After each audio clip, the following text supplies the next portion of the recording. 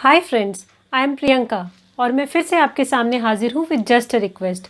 आज हम बात करेंगे हमारी ज़िंदगी के सबसे सेंसिटिव टॉपिक पर और वो है हमारे बच्चों की पढ़ाई। हमारे बच्चों की पढ़ाई एक ऐसा टॉपिक है जिसको सुनते ही हम एक्साइटेड हो जाते हैं। ये हमारे लिए किसी अग्नि परीक्षा से कम नहीं है जिसमें हमारे बच्चे पास हो ना हो, पर हमको पास होना तो बहुत ज़रूरी है। इस टॉपिक पर हम जितना भी बोलें, जितना भी पढ़ें, जितना भी सुने, सब कम है। क्योंकि जब रियलिटी में हम वो एक्शन करने पर आते हैं, जब हम बच्चों को पढ़ाते हैं, तब सिचुएशन कुछ और ही होती है और सिखा सिखाया सब गायब हो जाता है। इसलिए आज हम इस टॉपिक पे बात करेंगे कि जिससे हम ये जान सकें कि कौन से ऐसे 5 सही तरीके हैं जो हमको इम्प्लीमेंट करने चाहिए जब हम अपने बच्चों को पढ़ा सकें। हमारी ज़िंदगी का गोल है कि हम अपने बच्चों को पढ़ा लिखा कर एक सक्सेसफुल इंसान बनाएं, वो पढ़ाई में अच्छे हों। तो ये बहुत ज़रूरी है कि कुछ बेसिक बातें जो हम अपनी ज़िंदगी में इम्प्लीमेंट करें। आइए ये जानते हैं आज। पहली बात, बच्चों को पढ़ाई खेल खेल में सिखाएं। क्योंकि जब हमारे बच्चे छोटे होते हैं, वो या तो सिर्फ खेलते हैं और खाना खाते हैं, इसके अलावा उनकी ज़िंदगी में कुछ नहीं होता। पढ़ाई तो उनकी ज़िंदगी में हम एक दिन अचानक इंट्रोड्यूस करते हैं। उनको क्या पता ये पढ़ाई चीज़ क्या है या पढ़ाई खेल से डिफरेंट है।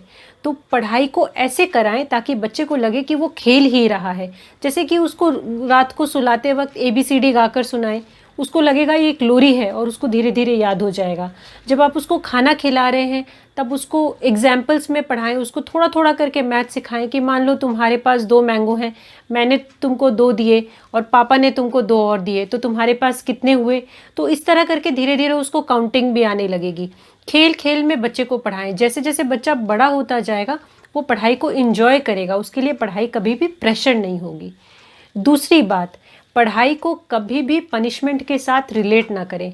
कभी भी ऐसा ना करें कि बच्चे ने कोई बदमाशी की तो तुमसे ये बदमाशी हुई है, तुमसे ये गलती हुई है, इसलिए आज तुमको 1 घंटा ज़्यादा पढ़ना पड़ेगा, या फिर आज तुमको 10 सम ज़्यादा करना पड़ेगा, ये हैंड राइटिंग प्रैक्टिस करो क्योंकि तुमसे ये गलती हुई है। नहीं, जिस दिन आपने पढ़ाई को पनिशमेंट के साथ रिलेट कर दिया, बच्चे के लिए भी पढ़ाई पनिशमेंट बन जाएगी। उसके लिए हमेशा के लिए एक नेगेटिविटी आ जाएगी पढ़ाई के लिए, और उसको कभी भी पढ़ाई इंटरेस्टिंग या अच्छी नहीं लगेगी। उसको लगेगा ये एक बोझ है मेरे ऊपर, और वो कभी भी पढ़ाई इंजॉय नहीं कर पाएगा।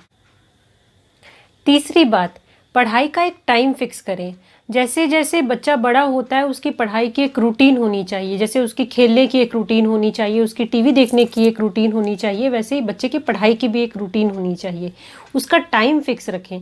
मान लीजिए आपने रूटीन बनाया है कि बच्चा 7 बजे से 8 बजे तक पढ़ेगा। अब किसी दिन 8 बज गए मगर 2 सम रह गए, तो आप ये ना बोले कि 10 मिनट और लगेंगे मगर ये भी फिनिश कर लो।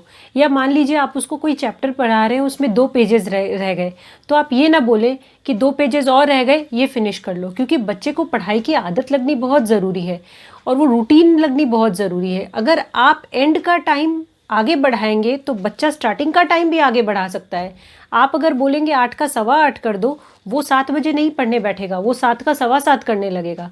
इसलिए बहुत ज़रूरी है कि आप एंड का टाइम फिक्स करें ताकि बच्चा स्टार्टिंग का टाइम भी फिक्स ही रखे और वो उसी टाइम पे पढ़ने बैठे। धीरे धीरे जैसे ही वो बड़ा होगा, उसको पढ़ाई की रिस्पॉन्सिबिलिटी समझ में आएगी, उसको पता लगेगा कि हाँ ये होमवर्क मेरे को कंप्लीट करना है, और वो उसको कंप्लीट करेगा। लेकिन शुरू में इनिशियल दिनों में बच्चों को पढ़ाई की हैबिट के लिए, एक रूटीन के लिए बिल्कुल भी उसको एंड में प्रेशराइज ना करें कि और थोड़ा पढ़ लो। वो अगर 8 बजे कंप्लीट कर रहा है तो लेट इट बी 8, वो 8 बजे ही उसको फिनिश कर दे। चाहे थोड़ा सा रह गया हो, वो अगले दिन हो सकता है, ऐसा कोई इमरजेंसी बात नहीं है। चौथी बात, बच्चों को कुछ समझ में ना आए तो उसको बड़े प्यार से समझाएं, उसको दूसरे शब्दों में समझाएं। एल्बर्ट आइंस्टाइन ने भी कहा है कि if you can not explain to a 6-year-old then you have not understood it well enough. यानी कि अगर आप किसी 6 साल के बच्चे को कुछ अच्छे से नहीं समझा सकते, यानी कि आपने ही वो अच्छे से नहीं समझा है। इसका मतलब हुआ कि जब कोई बच्चे को हम समझाते हैं, कई बार वो नहीं समझ पाते और फिर हम उसको दोबारा समझाते हैं, तीसरी बार समझाते हैं, मगर फिर भी वो नहीं समझ पाते, और तब हम अपना पेशेंस लूज़ कर देते हैं। हम उस पर गुस्सा करते हैं या हम उसको बोलते हैं तुम इतने बेवकूफ़ क्यों हो, तुम इतने डम क्यों हो, तुमको समझ में क्यों नहीं आ रहा है। और बच्चा इरिटेटेड होकर रोने लगता है, या तो वो गुस्सा करता है, बोलता है मुझे नहीं पढ़ना, या लास्ट में उसको रोना ही आ जाता है। तो ये बिल्कुल ना करें। मैं पर्सनल एग्जाम्पल आपको देती हूँ कि जब मैं अपनी बेटी को रात को सोते वक्त कई बार सोलर सिस्टम की स्टोरी सुनाती थी, तो मैं उसको हमेशा सुनाती थी क्योंकि मेरे लिए चांद तारे आसमान बड़ा एक्साइटिंग चीज़ था। तो मैं उसको भी सुनाती थी उस हिसाब से कि आसमान में सोलर सिस्टम है, उसमें 9 प्लैनेट्स हैं। मैं जैसे ही उसको समझाने की कोशिश करती, उस ज़माने में खैर 9 प्लैनेट्स होते थे, तब प्लूटो भी एक प्लैनेट था, तो वो बोलती थी नहीं मम्मा कुछ और सुनाओ। फिर 2-4 दिन बाद मैं कोशिश करती और फिर वो बोलती कुछ और सुनाओ। बाकी सारी स्टोरीज उसको अच्छी लगती थी। कभी मैं वोल्केनोज की स्टोरी सुनाती तो उसको अच्छी लगती, कभी मैं एटमॉस्फेयर की सुनाती कि इतनी टाइप की हवा है, या प्लांट्स की सुनाती कि प्लांट्स में खाना कैसे बनता है, उसको सब अच्छा लगता था। सिर्फ सोलर सिस्टम के बारे में जब भी मैं उसको सुनाने की कोशिश करती, वो बोलती नहीं मम्मा ये स्टोरी नहीं सुननी, कुछ और सुनाओ। एक दिन मैंने काफ़ी देर तक उसको समझाने की कोशिश की और पता लगाने की कोशिश की आखिर सोलर सिस्टम में प्रॉब्लम क्या है, क्यों वो नहीं सुनना चाहती। फिर काफ़ी देर बाद मेरे को समझ में आया उसको प्लैनेट का वर्ड ही नहीं पता, मीनिंग नहीं पता। तो जैसे ही मैं उसको बोलती थी कि 9 प्लैनेट्स है और हर प्लैनेट का अपना मून होता है, जैसे हम लोग अर्थ से मून देख सकते हैं वैसे हर प्लैनेट का मून है, और वो कंफ्यूज हो जाती। अब वो मेरे को ये नहीं समझा पाती कि मम्मा प्लैनेट का मीनिंग नहीं पता, सोलर सिस्टम का मीनिंग नहीं पता, और आप ये सब वर्ड्स मत यूज़ करो, आप प्लेन लैंग्वेज में समझाओ कि आप बोलना क्या चाह रही हो। ये तो वो नहीं बोल पाती थी, बस उसको नहीं सुनना होता था ये स्टोरी, उसको नहीं समझना होता था ये स्टोरी। फिर बाद में जब मेरे समझ में आया तो मैंने कुछ बॉल्स खरीदे डिफरेंट साइजेस के, और मैंने उसको रख के समझाया कि ये प्लैनेट्स हैं, अगर ये सन है तो उसके धीरे धीरे धीरे धीरे दिमाग में बातें क्लियर हुई और फिर उसको बड़ा मज़ा आने लगा। तो इसी तरह बच्चे को आप प्यार से समझाएं, और अगर वो उस लैंग्वेज में नहीं समझ रहा है, उस वर्ड्स में नहीं समझ रहा है, तो किसी और तरीके से समझाएं। आजकल तो यूट्यूब में इतने वीडियोस अवेलेबल हैं हर चीज़ को लेकर। कई बार मैं देखती हूँ कि मेरी बेटी के सिलेबस में, वो क्लास 9 में है, कुछ स्टोरीज़ हैं और एग्जैक्टली वो स्टोरीज़ का वीडियो भी अवेलेबल है कार्टून एनिमेशन में।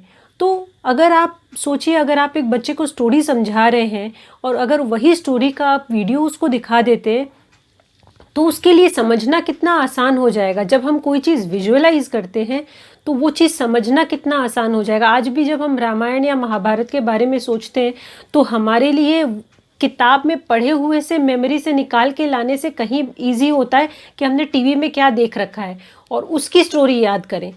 तो इस वजह से बच्चे को बहुत क्लियर वर्ड्स में समझाएं, और अगर वो ना समझ पाए तो दूसरी बार, तीसरी बार, चौथी बार, 5वीं बार समझाने के लिए रेडी रहें।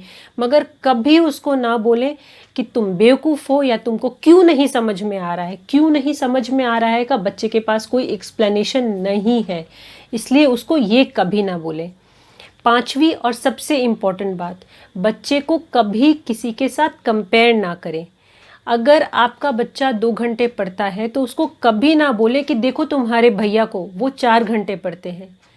कभी भी नहीं। जिस दिन आपने उसको बोल दिया कि भैया 4 घंटे पढ़ते हैं, वो मन में सोचेगा मेरा फ्रेंड तो 1 घंटे भी नहीं पढ़ता, तो मैं क्यों पढ़ूं। आप उसको ऊपर वाले के साथ कंपेयर करना सिखाएंगे, वो अपने नीचे वाले के साथ कंपेयर करना सीख जाएगा, और उसको हमेशा लगेगा मैं अपने पेरेंट्स के नज़रों में एक लेवल पे नहीं हूँ, मैं हमेशा नीचे हूँ। इसलिए कभी भी उसको कंपेयर ना करें। वैसे ही मार्क्स को लेकर कंपेयर ना करें। मेरे साथ ऐसा हुआ था शुरू में, जब मेरे को ये वाली बात रियलाइज़ हुई कि मेरी बेटी को अगर एग्ज़ाम में, असेसमेंट में या टेस्ट में, मंथली टेस्ट में 15 मिला, तो मैं जनरली उससे पूछती अच्छा तुम्हारी फ्रेंड को कितना मिला। वो बोलती उसको तो 18 मिला। तो मैं बोली और तुमको 15? तो तुरंत वो बोलती अच्छा मेरी उस फ्रेंड को तो 11 मिला। तो आप देख रहे हैं ना कि बच्चे का दिमाग कैसे काम करता है। हम उसको ऊपर वाले के साथ कंपेयर करके खींचना चाहते हैं और वो तुरंत तब खुद को नीचे वाले के साथ कंपेयर करके नीचे जाना चाहता है। इसलिए इस कंपैरिजन का बेसिकली कोई फ़ायदा ही नहीं है। कभी भी बच्चे को किसी और के साथ किसी भी रीज़न के लिए कंपेयर ना करें। तो कुल मिलाकर बात ये है कि बच्चे को पढ़ाई एक बड़े लंबे अरसे तक करनी होती है, जब उसको समझ भी नहीं होती और उसकी लाइफ में पढ़ाई आ जाती है, और जब तक वो 20-25 साल का होता है उसको पढ़ाई करनी ही होती है लगातार। उस पढ़ाई को डिसिप्लिन में कराएं, रेगुलर तरीके से कराएं, मगर प्रेशर में ना कराएं, ताकि वो प्रेशर में आकर खुद को दोषी ना समझे या उस चीज़ से इरिटेटेड या फ्रस्ट्रेटेड ना हो जाए, मगर वो मन लगाकर पढ़े, उसके लिए पढ़ाई इंटरेस्टिंग हो, उसके लिए पढ़ाई एंटरटेनमेंट हो, उसके लिए पढ़ाई मज़ेदार हो, उसको पढ़ाई ऐसी चीज़ लगनी चाहिए जिसको वो पसंद करे, ना कि ऐसा कि उसके सिर पर बोझ लाद दिया गया हो। अगर आपका बच्चा बोल रहा है कि मुझे पढ़ाई पसंद नहीं है, तो इसका मतलब समझिए कि पढ़ाई उसके लिए प्रेशर है। और एक प्रेशर का काम इंसान कितने दिन कर सकता है? क्या हम कर सकते हैं? अगर हमसे ऐसा काम करवाया जाए जो हमको पसंद नहीं है, वो काम हम बेहतर करेंगे या वो काम हम बेहतर कर सकेंगे जो कि हमको करना पसंद है? ये तो हम खुद से ही अपने ऊपर डालकर सोच सकते हैं, है ना? इसलिए जस्ट अ रिक्वेस्ट, बच्चे के लिए पढ़ाई मज़ेदार बनाएं, उसको खेल खेल में पढ़ाएं, उसके लिए पढ़ाई कभी भी प्रेशर ना बनने दें, पनिशमेंट बिल्कुल नहीं। इसलिए सिर्फ आपसे रिक्वेस्ट है कि बच्चे को पढ़ाई इंजॉय करने के हिसाब से करने दें। Thank you. अब आपसे एक रिक्वेस्ट है कि अगर आपके कोई सुझाव हैं या आपके कोई कमेंट्स हैं या आपको ये वीडियो कैसा लगा, मुझे कमेंट सेक्शन में लिख के ज़रूर बताइएगा। इससे मेरे वीडियोस और बेहतर बनाने में मेरे लिए आसानी होगी। और वीडियो को लाइक करना ना भूलें, नीचे एक थम्स अप की साइन है, उस पर क्लिक करके वीडियो को लाइक ज़रूर करें। और अगर आपने अब तक चैनल को सब्सक्राइब नहीं किया है तो नीचे सब्सक्राइब बटन है, उस पर क्लिक करके बगल का बेल आइकन ज़रूर प्रेस कर दें। उससे मेरे आने वाले वीडियोस आपको पता लग जाएंगे नोटिफिकेशन से, या फिर मेरी इस पिक्चर पे क्लिक कर सकते हैं और वीडियो सब्सक्राइब कर सकते हैं। Thank you so much. जय हिंद, वंदे मातरम।